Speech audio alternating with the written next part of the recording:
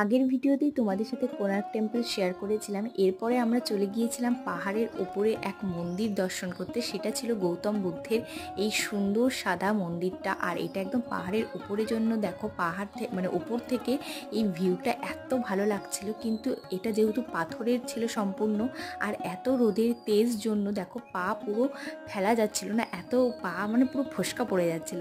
তো এই সেই গৌতম বুদ্ধের মূর্তি। আর তারপরে আমরা সেখান থেকে বেরিয়ে সোজা চলে যাই উদয়গিরি খণ্ডগিরি।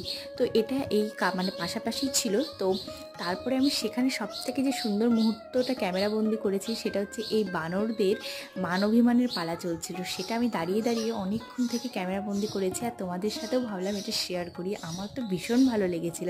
তারপরে সেখান থেকে বেরিয়ে আমরা সোজা চলে যাই নন্দনকানন।